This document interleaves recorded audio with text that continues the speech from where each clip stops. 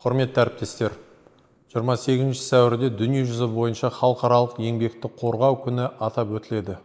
Бұл кез келген компанияның ең басты құндылығы, адамның өмірі мен денсаулығы екенін еске салатын күн.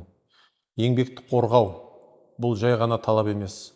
Бұл барлығымызға ортақ жауапкершілік, күн сайын қабылданатын шешімдердің мәдениеті және әр адамның жеке таңдауы. Ешбір өндірістік нәтиже адамның қауіпсіздігінен жоғары тұра алмайды. Әрбір жазатайым оқиғаның алдында құрғақ сандар емес, адамның тағдыры, отбасының қайғысы және орын толмас қасірет тұрады.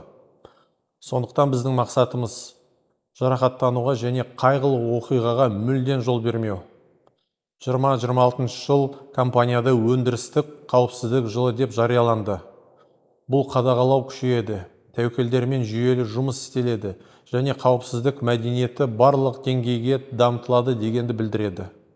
Ерекше атап өткім келеді. Әрбір жұмыскер өміріне немесе денсаулығына қауіп төнгенін байқаса, жұмысты тоқтатуға құқылы әрі міндетті. Бұл әділсіздік емес, бұл кәсібилік және жауапкершілік. Біз заманауи технологияларды енгізуді жалғастырамыз, оқытуды дамытып, қауіпсіздік мәселесі бойынша ашық диалогты одан әрі нығайтамыз. Дегенмен ең бастысы, әр адамның жеке тәртібі. Мен сіздерге үндеу жасаймын. Жұмысқа кіріспес бұрын қауіп қатерді бағалаңыздар. Талапты қатаң сақтап, заңсыздыққа көз жұма қарамаңыздар және әрдайым қорғаныс құралдарын қолданыңыздар. Өздеріңізге және әріптестеріңізге қамқор болыңыздар.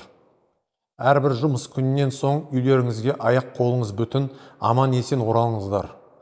Қауіпсіздік біздің басымдығымыз және әрбір адамның жеке жауапкершілігі.